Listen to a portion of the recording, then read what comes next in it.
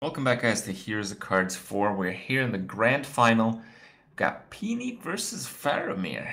And the format for the grand final is a little bit different. It is a best of 7, and because it's a best of 7, instead of removing the ban feature, because we have to disallow all players from playing Warlock, which of course is the case in this grand final as well, we wanted to add an extra class option for each player. So the players have each chosen an extra class, and they've put an additional deck on top of their original lineup of 4 decks. And Pini's was Priest, Faramir's was Shaman. Now, we've seen Priest so far in the tournament. It's fared okay. Probably the more interesting one was Kalento's, which I think we can both refer to as like the way too many cards Priest deck. Don't really understand how they all fit in there, but I believe Faramir's inclusion of Shaman in his bonus deck is the first Shaman of the tournament. And I mean, I've seen Shaman on ladder. It's a pretty good deck, but it's like Druid. Like, it feels like you take the old Shaman deck, Lightning Bolt goes out, Crackle goes in, and if you feel adventures, you put a Neptune in there. Am I off on that one? What do you think? Yeah, you're right. Neptune is just like a super ancient of lore. Now, I guess it costs a lot more mana because of the overload, but Yeah. the stats are better. You draw 4 cards which synergize directly with each other, and a lot of times they can be pretty useful. Sometimes you get like 3 Cold Light Oracles, and you're like, well, I don't know if I want to use these, but the Yeah. point is it's still very imposing. For the very same reason as Dr. Boom is. It has an immediate impact, and it's still a 7/7 body which can push for damage. And if you already have a Doomhammer up, you just push with that and you kill. So Shaman's cool. We've seen Priest in action a couple times already here at Heroes of Cards. Some middling effects. Some games were good, some games were not so good. But overall, I like that there's diversity besides the same classes, because it seemed like the 2 matches we had earlier today, it was the same exact lineup matched up against each other. Yeah. So some diversity. It is also the first time these players are against each other because it is single elimination format. It's kind of interesting with the bonus classes. Like, it feels like Shaman is still going to be one of those classes that's just pretty good against everything, except Priest, and that's the deck that Pini went with. So I don't know. Yeah, But I definitely agree. the interesting thing is, the reason Priest is so good against Shaman was because they had so many board clears, and it seems like the addition of the new cards really messes with that. Like, it's very difficult to have it all, as we've seen. Even Colento's deck, where it seemed like he had everything, he's actually missing Circle Healing. So you miss out on a Circle Heal clear, for instance, or you probably miss out on some Wild Pyro clear. And if you take even any one of those things out, like, how much of a favorite is Priest over Shaman, really? I don't know. We'll have to see. Yeah, it'll come down to the line if it even becomes a case. Who knows? They might choose a class prematurely and then lose with it anyways. So we'll see if it comes into factor. For now, we're still going to lean a little bit over towards the Druid. Doesn't really matter if it starts off terribly slow, as long as it still hits its curve and stride. And it's a little bit awkward for Faramir at the moment. He's got like some early game, he's got some late game, but mid game other than Shield Maiden seems to need to have some padding. Otherwise, he's going to be armoring up a lot. I think you're right about that, but I think it's on the I don't know how to say it. It's like on the it's on the Druid to apply the pressure. Like, if the Druid has a bad hand, the Druid doesn't actually care if his hand is also bad. Yeah, you're definitely right about that. Well, this Yeti will go down pretty easily. Thankfully, there is an execute. Do you burn the execute? You don't have to anymore. No, you didn't have to begin with. You just attack with the axe and dive your 2 creatures in there. Oh, that's a good point too. Well, this one's much better to both those plays. Cool Taskmaster, now that he drew that off the top. You had a little bit more opportunity for the Armorsmith to get maybe a few more armor points. As I believe Pini will not kill the Armorsmith here. I think he'll just draw the claw. Or it will shade. That's a great draw. Yeah. And he thinks it just simply deal with his Armorsmith now. And then the earlier you get shade, the better. This grows and grows until maybe Dr. Boom can do some sniping of it.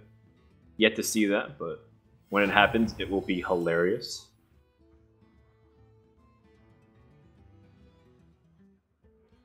Going the Shield Maiden. You're right about that awkwardness. I think Sylvanas is pretty good here. Yeah.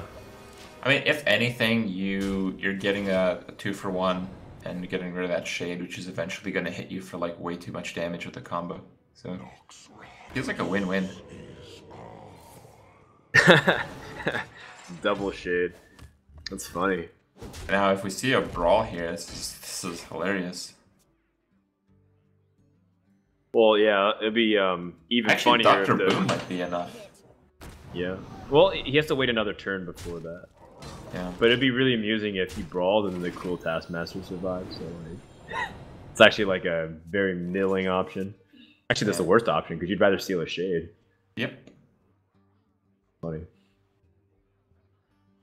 Well, Savage or Savage or holy cow. yeah, he's got a lot of damage potential. He's even thinking about charging so that way he can get himself postured up to potentially kill, but I don't think that's going to be enough. You're assuming that Druid Claw is going to die. And Sylvanas is so insane in some of these games. Yep. It feels like Faramir's Sylvanas in his warrior deck is really the gem. Like, I feel like he had no chance against that Paladin, and then Sylvanas just takes the game alone. And here it's kind of the same thing.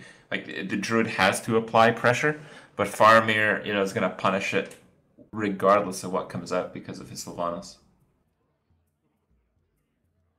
Yeah, I mean, the Druid of the Claw lowers the armor and it doesn't pop Sylvanas immediately. But we know that there is a way for him to pop Sylvanas even if just Druid of the Claw comes out. Oh, yeah, it's going to be a Acolyte Whirlwind. You get the value back from the card that you draw on the Acolyte.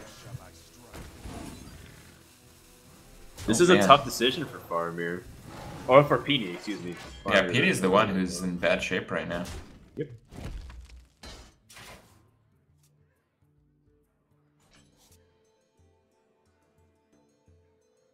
$10, 15 damage right now too. It's not like Druid's sitting on the most comfortable amount of health either relative to the board.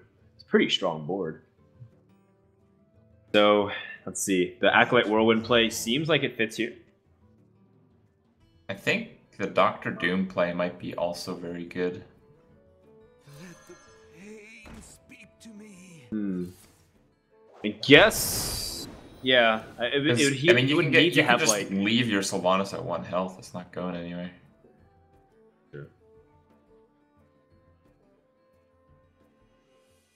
Wow, like, well, I guess taking off the Shade destroys a possibility of, like, Innervate combo, right?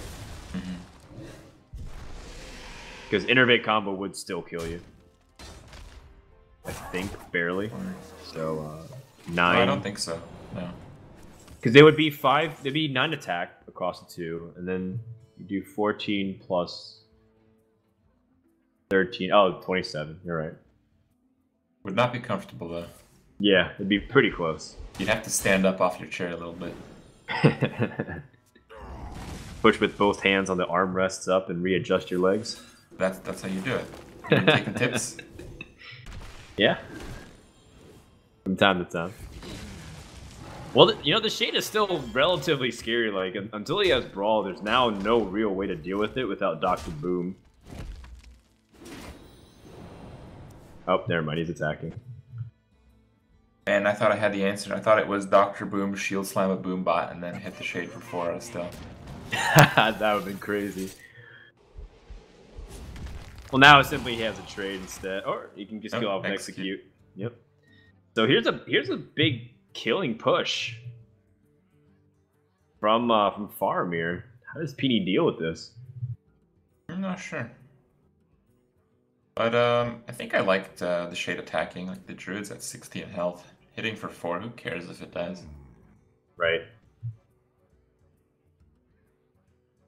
But the same effect is either way. Like, if he taunts out with Cenarius, he actually dies just because you have so many ways to get past the 2/2 taunt, and you just swing with everything.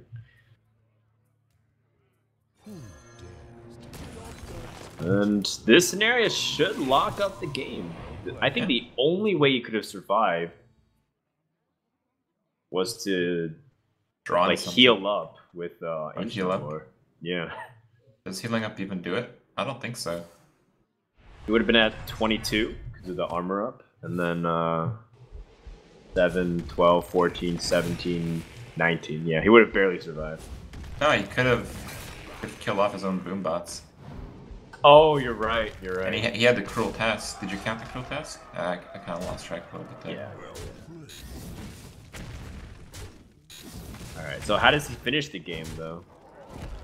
There. Oh, no. I like it. Oh, double ones. Oh man, he wouldn't have had it. Would not have had it. All right. Well, Faramir takes game one, and it's a pretty big take. I mean, you knock out Druid with Warrior, and if we look at Pini's lineup, it's not great against Warrior. Like with the Druid gone, Mage, it's all right. He's got his own Warrior, and a Priest just about even again. After one game, you don't want to be the guy taking basically coin flips, and I feel that's where Pini is. So you're gonna have to get a little bit lucky, and if he does, well, might go the distance here. I think traditionally here's the cards we have gone the distance in the grand finals, so I have to see if it keeps true. In any case, though, we will take a short break. I do want to mention before we go that if you have missed, or if you do miss any of the matches, any of the rounds, all the VODs will be uploaded on YouTube, and I'm sure it'll be somewhere in chat. The YouTube account that will have the VODs will be Chaos Contingency, and it's youtube.com/KAOS Contingency is the correct spelling. You guys can check it out there. Anyway, game 2 coming up in a few minutes. We'll see you guys then.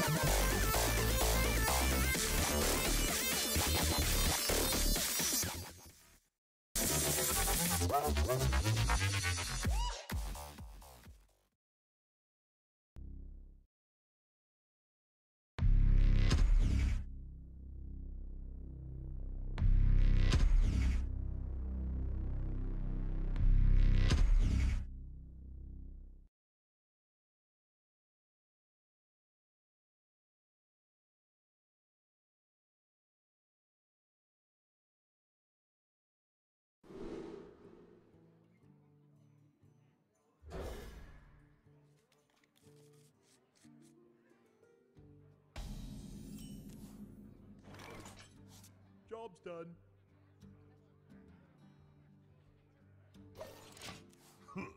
Greetings. Greetings.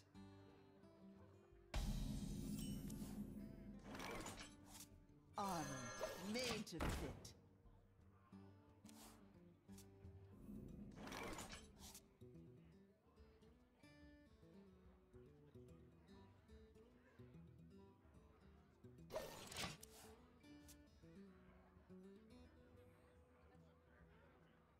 That was an error.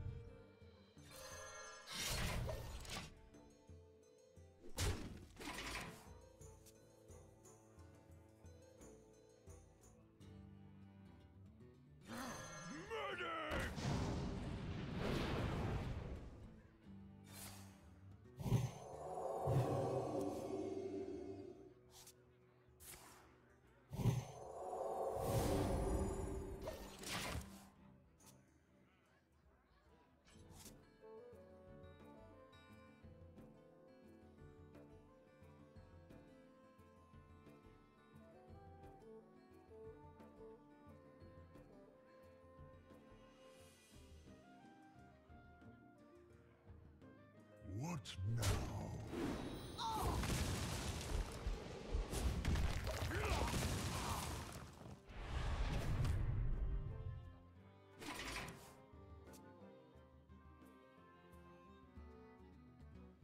I see.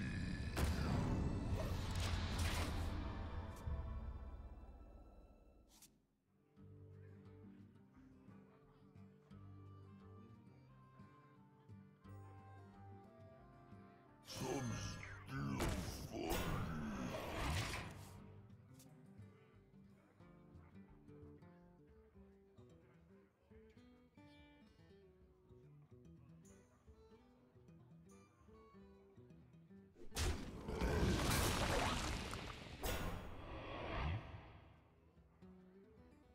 Is someone injured?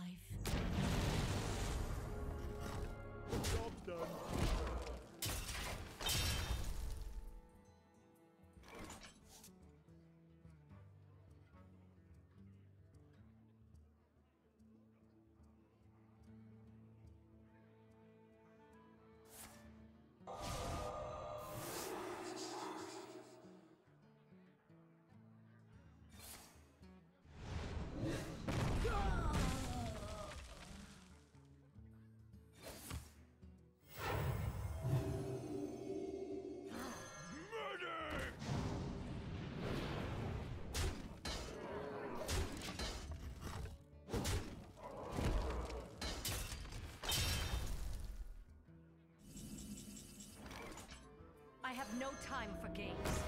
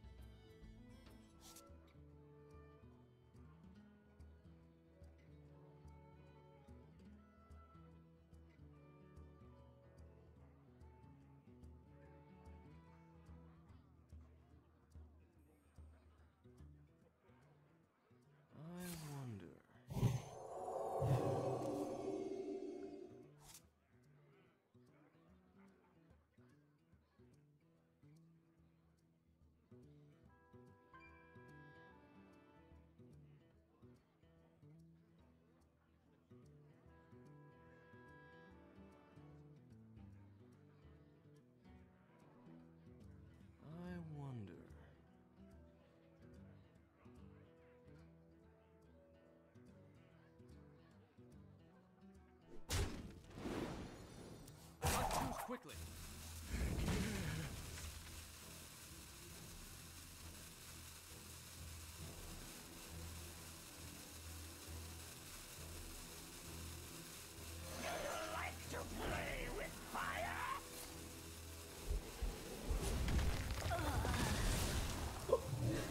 Oh no!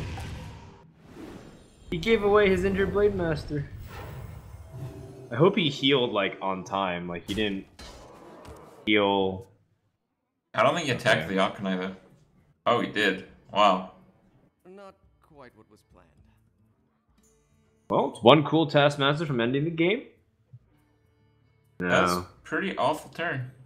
Yeah, that's almost as bad as it gets. And I know Pini's also a very emotional player, so like if he messes up, he gets really frustrated and flustered and like starts like he has a hard time paying attention to the game. He was telling me this at Seed Story Cup, where like he just, you know, he gets really embarrassed and doesn't know what to do. You can definitely tell he's not in a good mindset at the moment. Yeah, I mean, that really sucked. I mean, you can't Yeah. no way around that.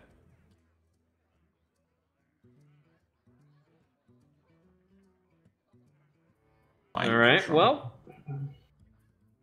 the there's thing is, like, even with mind control, you can't really do too much here. I think you have to Vol'jin, yeah. Yeah. But you can't Vol'jin and play around a Grommash combo, can you? Yeah, I think you're right. I think he's dead.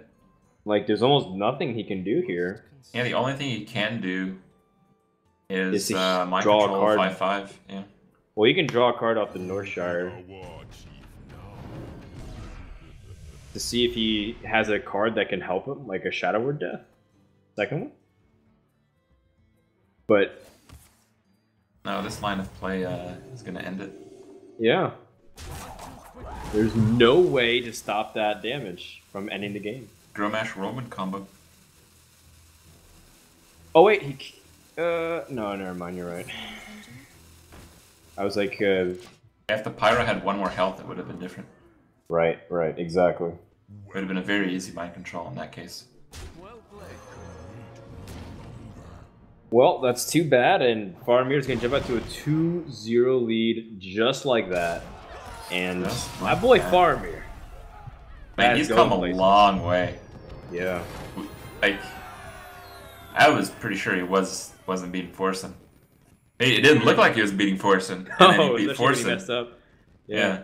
And then it didn't really look like he was beating Hosty, and then he beat Hosty. And well, okay, I kind of thought he had a pretty good chance against Pini, and that's working out. Okay, all right.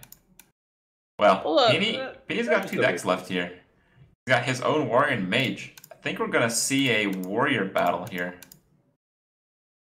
Yeah, I would have to assume so. Most renditions of mage are weak against the warrior, so Pini does have like a minute or two to think about it, because we're going to take a quick break. When we come back, we'll see if Faramir is going to continue his warrior rampage over the Spanish player. Stay tuned, guys.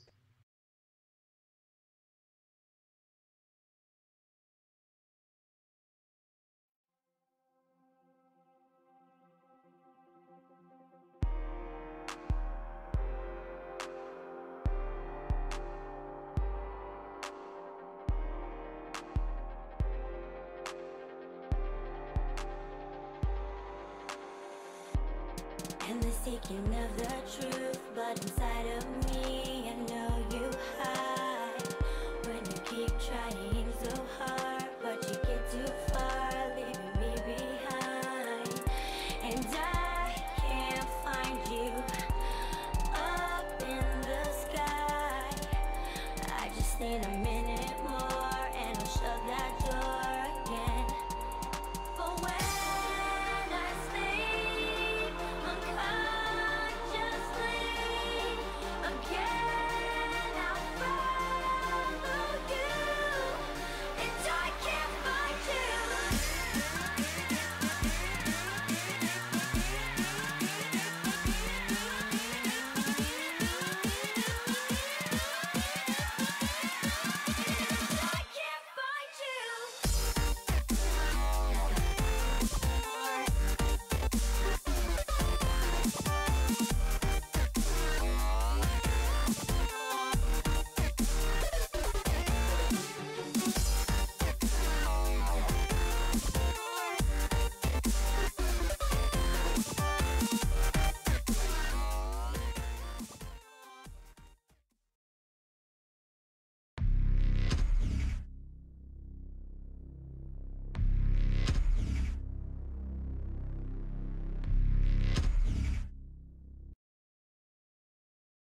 Welcome back to the third match of the Grand Final. Here's the cards 4. Faramir is off to a pretty considerable lead. I mean, being up 2-0, it is a best of 7, but when you don't have many answers as the losing player, which is Pini right now, that's a really tough spot. I mean, you basically have to win 4 games to his 2, which means on average you need a favorable matchup in every single game, and that's just not happening based on what decks are remaining. It's going to be a warrior versus warrior, though. This is such an important matchup. If he loses this, the series to come back 4-0 with Mage, I mean, you can do it. It's just, it doesn't seem very likely, the percentages wise. Well, Pini has one card that might end up becoming an influencer. Iron Juggernaut is really good in the long, drawn-out matches. And that really could come into play, because warrior versus warrior often does come down to some fatigue. You think it might be a difference maker here, Crip?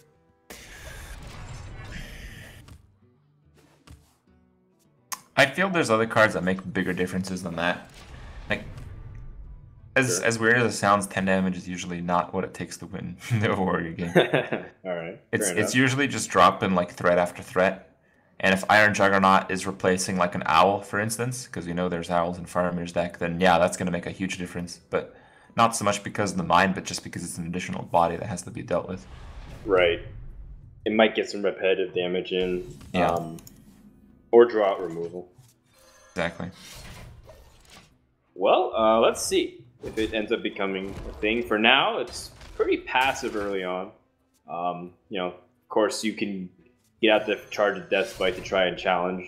In the meantime, you have ability to answer the Death Spite immediately. Oh, okay. Just gonna hold off on it then. Guess save the coin. It's also the possibility that you might just get a clean weapon off. Bouncy Blade, I like it. Yeah, Bouncing Blade. Oh, that's right. We saw Bouncing Blade in Iron Juggernaut. Dang. Second weapon of the Death Spite here instead of Cool Taskmaster. Okay. Beam Hunter, pretty big card. I have seen it cut from a few warrior decks. And you get like every card that you see that's a little bit unusual in Pini's deck, you gotta keep in mind something's coming out. Like Gorehowl's coming in, Iron Juggernaut's coming in, Bouncing Blade's coming in. So he's missing something, and yeah, that really is probably going to be the decisive factor. It used to be the case where you would play BGH if you suspect a lot of handlock or giants in general. But if you're banning Warlock every time, you don't need it. But then everyone started putting Dr. Boom in the deck. So turns out BGH usually has value in almost every against most, if not all decks, because even the aggressive decks Yeah. sometimes run Spell Reaver, and you need BGH against that card. The funny thing is, if one player does Dr. Boom, the other BGH is Dr. Boom. The player who played Dr. Boom actually gains value. Yeah, yeah, I suppose so. Oh, Dr. Boom survives and shreds almost all of the armor. Wow. Oh man, that is not good for Pini whatsoever. Well, he does have the Bouncing Blade. But, Yes. well, Bouncing Blade's really good here. Like, Oh, yeah. if you Bouncing Blade, it's going to do a lot of damage to the creature that doesn't kill. Hmm. I think Bouncing Blade's like a no-brainer, actually. Yeah, it's just too much damage to be taking with Gorehowl. You can slam. You can do like slam Bouncing Blade and hope one stays at 1 life. But I like just Bouncing Blade first. That's true. And then even if like a disastrous thing happens, you still have the opportunity to slam execute. Whoa, Gorehowl! That's a Gorehowl. That's a Harrison Jones waiting on the other end. And more damage coming from the opposite direction. I wasn't expecting the I think Gorehowl. he That's a lot just of saw work. the Bouncing Blade opportunity there. He's like, oh. Yeah, that would have been pretty good. He's actually gonna push for lethal soon. You know what card is terrible right now? Bouncing Blade. Oh crap. Oh my god. Well, he has to deal with this or he's gonna die soon. I think the play here is actually weapon down the Acolyte and then Bouncing Blade. Right. And either execute, or Cruel Task the remainder.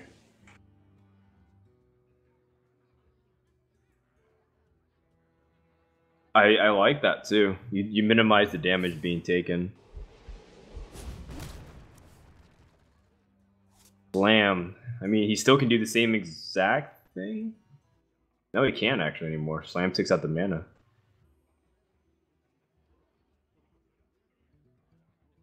Back to work. Okay. I don't I know gotta be what's honest. I going don't on really. right now. I don't really know what Pini's line of play is here. He's also running out of time. Is he gonna kill off the Acolyte here? I don't know. Has to, right? No, apparently you don't. Taking the damage from the Shield Maiden. If a Whirlwind's drawn, that is game 3. I think it's just game 3 no matter what. Like, you just look at the hands right now and the life totals. Sure. I mean, you just set up Deathbite, right? Yeah, Go for it. yeah. I mean, while you're at it, drop down another Acolyte. Whatever. Well, you cool task the... Or you don't have to cool task. You just drop second Acolyte and armor up. Yep. You already have weapon. Yep. It's backup. Slam it. Get those cards. Jeez, well, Pini dug himself this hole. Yeah, I He's gonna get mean, himself out. the not playing Bouncing Blade in 2 turns, or it was good in both, I think really is the fall of his warrior deck here. Not so much the cards that he put in. I think just not using them was the big problem. There's no way he's out of this. There's just no way. Yeah, well, I mean, he just dies to Grommash next turn. There's no way to stop that. Yeah, it's a 12 damage Grommash. He has no draw and no taunt. Yep. Alright. So, wow. Pini's going to be down 0 to Faramir's 3 wins. And he's going to have to clean up with Mage. Mage has to go through Warrior, which is probably not going to happen. It has to go through Shaman, which about even. It has to go through Druid, which is a little bit of a favorite. And it has to go through Pally, which I think is actually a big dog against Pally. Yeah, just because there's so many ways for it to clear with especially Consecrations. Faramir's so far ahead. He smacks his opponent's Grommash with Deathbite. I like it. Yep. No respect. Dunks his opponent's Grommash. Well, that does it for game 3. This is a stomp. It's a blowout, Crip. This And really Faramir's is. 1 game away from sweeping the finals here, which is again another reason why it was like such a considerable upset from my perspective of why Tice isn't here challenging Doc Faramir, but it's Pini instead. Well, it is what it is. I'm having fun. I like the slam dunk. But we'll have to see. We do have one game left to go. I think we are going to take a little bit of a break until we see that unfold. And when we come back, it might be the last game of Here's the Cards 4. So stay tuned. Yeah.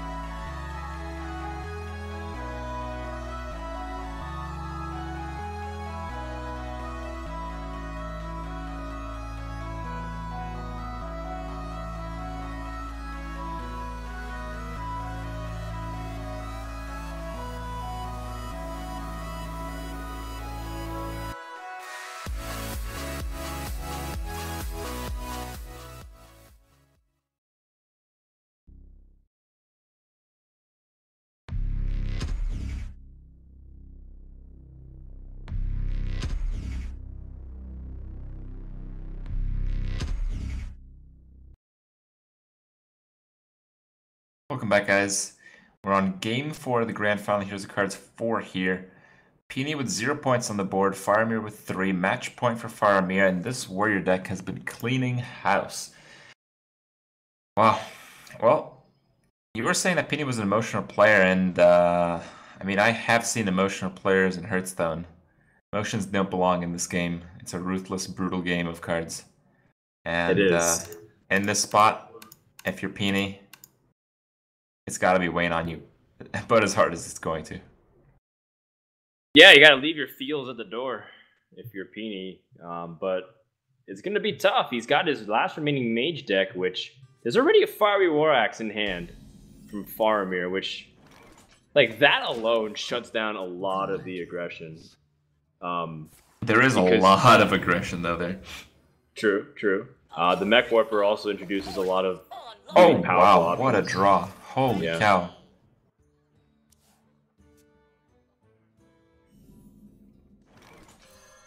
That hand is totally crazy. Yeah, but thankfully there is a response from Faramir. Like, it would have been a runaway if he doesn't have a way to deal with the Mech Warper, because he has so much aggression, but now he's gonna be able to answer anything. Not quite. There's still more creatures that are coming out very soon than answers in the warrior's hand. I think here actually I like the big game. You gotta kill the mini bot, and a very sad big game hunter is about to get pretty much as little value as you can possibly get out of one. I don't like the shield slam though, man. I don't like it. I feel like the shield slam is more valuable than the big game. Yeah, I think the only big target in a deck like this would be Dr. Boom. Still, yeah, I think you're right. Why stop the Clockwork Gnome too? It's like he gives himself a spare part, which actually might even be more useful. I don't know.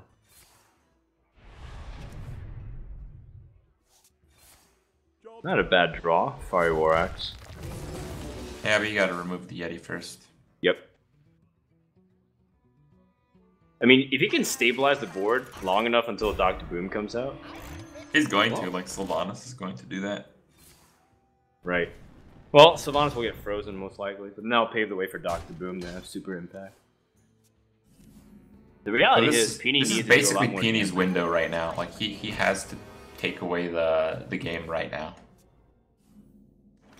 Like he's out of steam. He's only got burn, and the burn doesn't work on Sylvanas. Oh, that's a great draw though. Yeah. I think the flip bug is still there on the cog, whatever, dude. So you actually don't want to flip anything here. Flip bug? Yeah, if you flip him, he doesn't regain his bonus. So you just 2-3 him. Oh, I didn't know that. That's wild.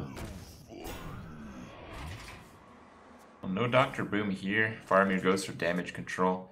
That's pretty fair with Sylvanas on the board. Yeah. He's also got Alex Straza, so getting the weapon out allows him to be a little bit more with liberal his health, and he can still bounce back.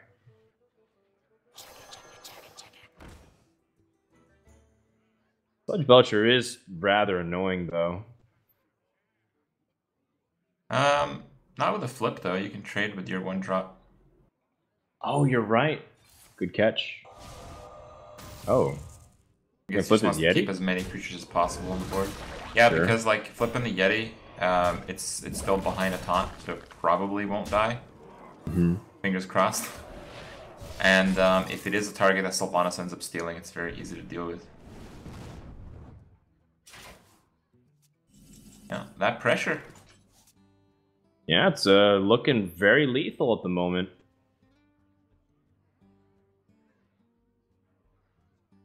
Have the return. Can't use your weapon, you can't kill off your Sylvanas. Can't do anything. So is that game right here? 5, 8, 14, yeah. Doesn't look like there's any way for Pini or for Faramir to win this game. Hate to call it, but if that Big Game Hunter was a shield slime right now, wouldn't be dead. Yeah. It is absolutely true. And then you can Alistraza yourself up. Well, Pini played this deck much better than his warrior, and as a result ends in a very quick game number 4. Yeah, Pini's back in this. I mean, Faramir has a lot of decks left. He doesn't have too many super favorable matchups against this mage, but I mean, when you get three cracks at it, you're gonna do fine. Oh, still quite a steep climb for Pini, but I think we're gonna get into the next game pretty quick here. I mean, that was a pretty short one. So if you're Faramir, what do you choose? You do have your wide selection here. You get to choose between Druid, Pally, or Shaman. I'm curious if the Shaman has the anti-heal bots. We did see Shaman. We saw Shaman with anti-heal bots from RDU. I think that was actually the opening game of the tournament. Yeah, and I know 6-0 also played a deck like that too. So it's starting to catch on, and it makes sense. Granted, the Shaman doesn't have a lot of innate heals, and I think you'd rather have anti-heal bot than Vitality Totem. I'm not exactly sure if that's fully fleshed out yet, but I generally think that antique heal bot's much more versatile than the Vitality Totem. What do you think, Crip? I think Vitality Totem is terrible. Yeah. Break to you. Because it's one of those cards where it's like healing over time, which is not great. And if the health points really matter, just kill Totem. Well, I think it's a low heal. Also, it's a low impact card. Because for a while, like, even Illuminator had some pretty decent opportunities when Hunter was still very popular out the gate from GVG. But yeah, I completely understand Vitality Totem. Not that strong. So let's see if Faramir chooses to go with one of those decks instead. Honestly, he's got a lot of time. He can definitely take a nice stroll throughout his lineup and try to see more of the deck or see if anything can just steal a game. At this stage, I think execution and better decision making is more important than necessarily the deck list. I really feel in the last match if he just dumped the big game instead of the shield slam. He would have been in Better spot. possibly a winning spot. Like he had Alistraza, Sylvanas going to stop the pressure exactly that turn that he Alistraza. He was going to get full value off his weapon because he would go to like 1 life and then Alistraza. And then steal something that's left. Right, yeah, no, it would have actually... I think he's actually going to win the game almost like 100% of the time. All he had to do is play the big game instead of the shield slam on turn 3. It's so easy for us to say, though. You know, at the time, it's always a harder decision to make when you're on the spot, for sure. Yeah. Alright, well, he's still deciding here. Mm-hmm. Definite feeling the Paladin, though. I think if the Shaman has the anti-kill bots, I can feel the Shaman too, because Shaman's one of those classes where, I mean, you just get a good Lightning Storm and the mage is done. Especially when the mage runs, you know, all those burn cards.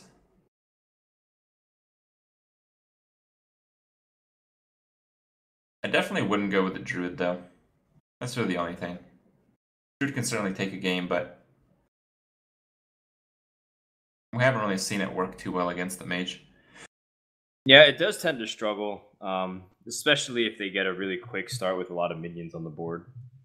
Pini also did draw pretty close to perfect, too, in that previous game. Not sure if it'll get much better than that. Sort of double Mech Warper with a lot of ways to continue snowball with like Tinkertown and Mechanical Yeti to get spare parts. It is Shaman. It is double Mech Warper. Whoa.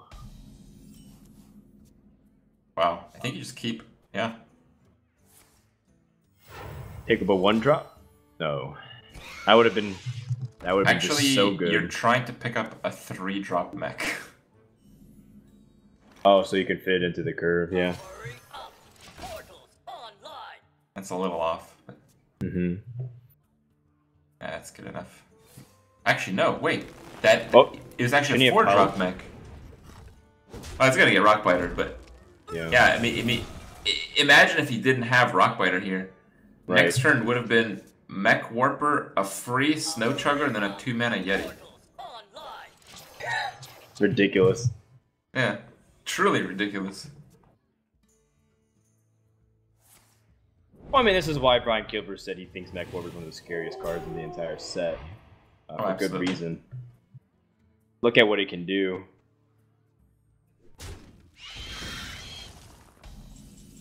Yeah, and this is something you can also get away with too. You realize that he's trying to leverage his mana efficiently, so if you attack into it, if he uses his hero power, you're already pretty happy. This Blast Mage, though, pretty weird things can happen with it. I don't know why he's pinging there. Oh.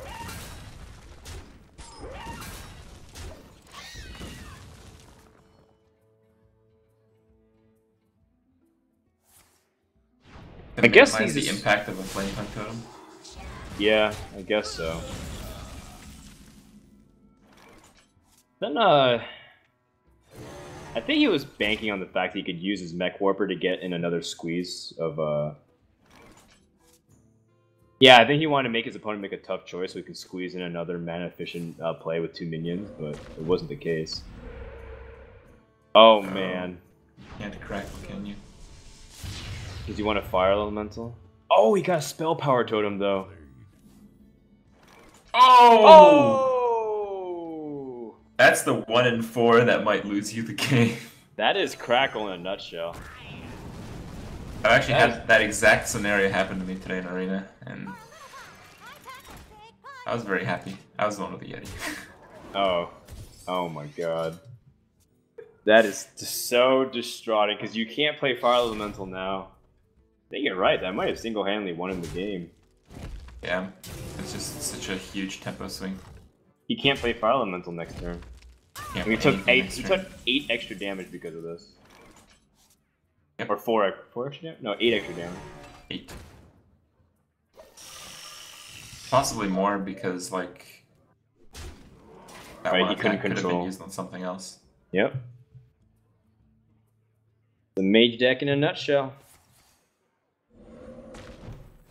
Hanso Meccano, the win more card.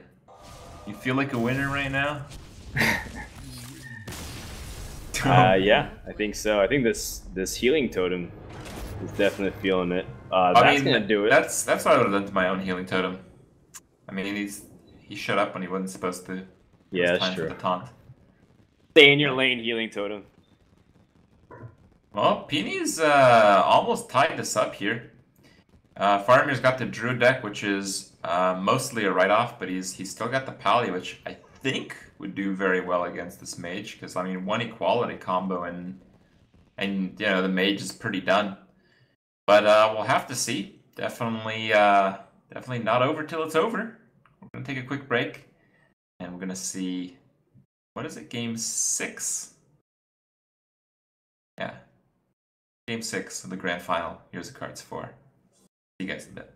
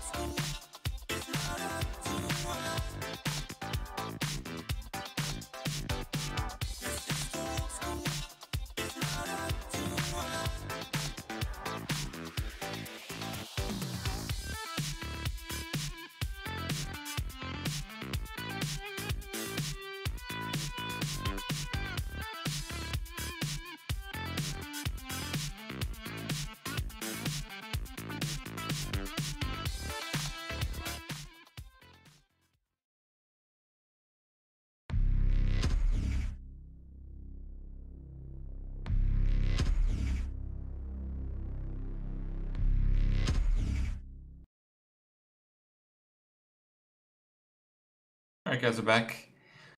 Going into game 6 here. It was looking like a blowout with the Warrior, but slight, what I would consider a misstep from Faramir. He's got Pini back in the game, and this mage deck is getting out of control. Though I think the Paladin does have some very real stopping power. The Druid probably doesn't, so I think it's going to be Paladin, and I think with a little bit of luck, Faramir's got this, but it's Hearthstone. Luck goes both ways. It does, and the reality is Faramir also drew pretty good first couple of games, and now it's starting to catch up with him. It's 3-2. Can this Paladin bring it back? And if not, can his Druid? It's also starting to get to the uncomfortable range where it's like, yeah, you know, I'm in a 3-0 lead, but now it's like a very realistic possibility of a comeback. This mage deck does really weird things sometimes, especially if his hand picks up a Mech Warper. Mm-hmm. Okay, if he picked up a Mech Warper, that start would have been ridiculous. Yeah, but I actually feel the Paladin's hand is ridiculous. True. Having Bolvar in the opening hand in this scenario is actually pretty nuts. Yeah.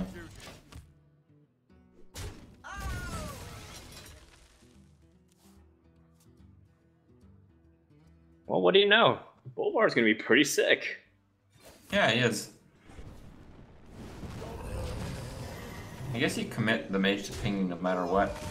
Yep. You don't want to lose your minion for free. Yeah. Guess you could have played a Noyatron. Well, you got Muster for battle here. You actually have the option to follow up with Defender of Argus. he does get full value. Against the mage this aggressive, that's really not going to happen that frequently. Yeah, but Pilot Shredder is also... Nope, no, it's Artist for sure. Oh, well, yeah. He's kind of able to ability to push through pretty efficiently now. Yep. And it's going to be huge. I mean, not only do you push through, but you get to keep your dudes. And keeping the dudes is immense here. Because you have the... Quartermaster. Quartermaster tempo play. It's so much tempo coming up from the Pally. Wow. This is going to be a blowout. I really think it is. Well met. Holy snap. Yeah. Getting real. Like,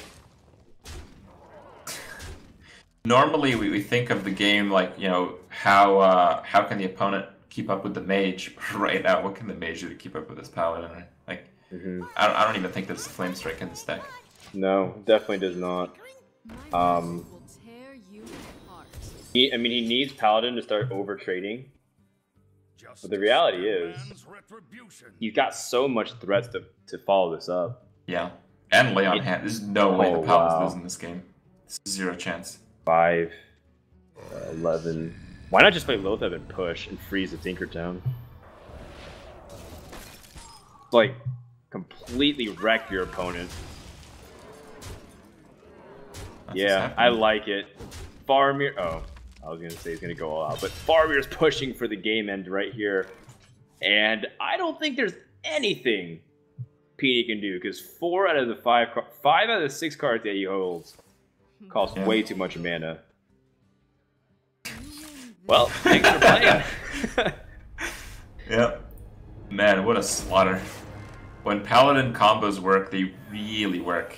And that draw from Faramir, I mean, the draw from Pini wasn't bad either, but it just got out of control immediately. I mean, it really felt like the Paladin is the one dictating the match. Like if the Paladin draws well, the Mage is screwed, and we saw exactly that. Is that so a congratulations to Faramir. Is that a perfect draw? Oh, he could have had shielded mini bot, I suppose, on turn 2. Yeah, I guess. I mean, Bolvar and Pilot Shredder, they weren't even played. That's true. Don't need them. Well, congratulations to Faramir. Your neighbor's got a win on the board there. He's got $1,250 US dollarinos to spend. Yeah. And I mean, that was quite some fun. I'm kind of one of those players that really likes to see Paladin succeed, and to seal the deal with that, I feel pretty good about it. While Control Warriors got a lot of wins on the board across this tournament, I do love to see Uther up there. But we do have some news. We will be joining by Faramir on our cast here. We're going to have a small break before we can get him on here. But overall, I'm pretty happy with how that went. I'm sure you can't be any happier. Yeah, this is good. This is a good one for one of my friends. And Faramir's played. I mean, he made some mistakes here and there, but he's able to rebound. You know, no one's perfect. And overall, I liked how his game plan is coming in. So it was nice to see him be able to take one home. Yeah, we'll get to maybe ask him what he was thinking about those when he comes on. And that'll be in a few minutes. So we're going to take a little bit of a break, get that set up for you guys, and we'll be right back. All right, I'll be right back.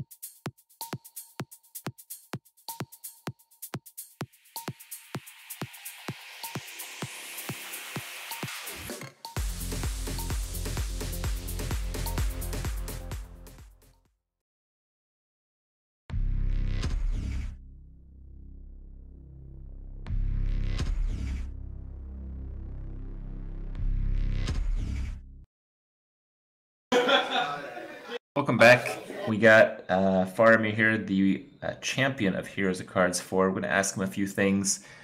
First of all, congratulations. How big of a win is this for you, Faramir? Yeah, thanks, man. Yeah, it's my first win in like a bigger online tournament or offline tournament for that matter, right? I placed well in other tournaments, but that's like the first time where I really won a tournament, so it's actually really cool. I expected to face different player in the finals, but Pini was playing well as well, so Was I'm Pini, sorry to interrupt you, but was Pini the least likely player you thought you'd face in the final? who else was in that bracket? It was like Colento, Thais, Pini, and RDU or something? Yeah. Yep, that's right. Yeah, probably. Yeah, he was the least likely to face me in the finals, probably. Yeah. But yeah, I'm happy that I won. Yeah, first really big win, so I'm happy. That's really good. Nice, man. Did you think that you were dominating with Warrior in that grand final, and suddenly it got turned around? Were you actually worried about that mage deck? I was. The thing was like Druid counters Warrior traditionally, right? Druid, and then the Priest as well. But I won those bad matchups with the Warrior, so I knew I could win Warrior versus Warrior because I'm quite confident in that matchup, but the Mage deck is still pretty new, so it can just overrun you, and the Snow Tracker can be really a pain when you get frozen over and over again. So he got some good RNG on the spare parts as well, so he could like freeze my Savannas for one turn, which was really big. Yeah, one more turn and I win because I have Alex Straza, but yeah, he had the burn, at the right time, so I lost that game. I just tried with the Shaman after that, but yeah. I had actually criticized that game, your Warrior against the Mage. I criticized you playing Shield Slam over Big Game Hunter on turn 3 against this Clockwork Gnome. And I think if you actually did that play, you could have Shield Slammed the Yeti on a later turn and weaponed Alistraza and then Sylvanas, then cleaned up easily. I think you would have won that game if you played Big Game on 3. Yeah, you might be right. Yeah, the thing is, the shields I might have been a little bit like preemptive, maybe a little bit premature. I just like wanted to remove his board. Maybe that wasn't the best play, but like it feels really bad to play Big Game Hunter there because like it gets a free trade with a 1-mana minion on the 4-2 with a 2-1. That's like pretty much the best trade you can ask for with a Clockwork Gnome. Yeah. So like, maybe I should have just armored and passed, to be honest. That might have been the correct way of playing that. Yeah, you're definitely right. I could have played that differently. Yeah. Were you thinking that there's anything in that deck that you big game? Like how do you go into this tournament? Like how much are you confident in? Like are you surprised to see like a Dr. Boom come out of that deck or anything like that? I wouldn't have been surprised to see a Dr. Boom out of that deck, to be honest. Like I didn't really expect anything to big game. I didn't expect the Yetis, to be honest. Like I knew he would bring Mech Mage, but I wasn't sure what Mech he was playing. I guess the Yeti is a pretty obvious one. Like he could have played Shredder as well. Yeah, Dr. Boom wouldn't have surprised me. That's why like a little bit. That's why I kept the big game for a while. I didn't want to drop it just like on the board. Like I dropped it in the end when I was just waiting, like hoping to survive another turn. But yeah, other than that, I didn't really see a reason to drop it. Like I don't really want to. Like I'm not that afraid of a Clockwork Gnome that I drop the big game just to give him like prevent 2 damage and like give him a great trade. Like, yeah. Cool. Yeah. Faramir, I want to ask about how things are with iHearth, you and your team, because I know you guys recently got a new player, Impact, and I know that you're also a guy that trains a lot with the North American team, not necessarily just with other Europeans. So just talk to me about like how your day-to-day schedule has been going, how have you been enjoying your team, or any other insights behind the scenes? Yeah, like my schedule pretty much stayed the same. Like I'm still practicing like 5 hours in the week, or 5 hours a day on the weekdays, on NA time pretty much. So, yeah, Impact has been like a really great addition so far. He's like really innovative with decks. He has like a million ideas and tests them out and like pushes us to test them out. So that's really good.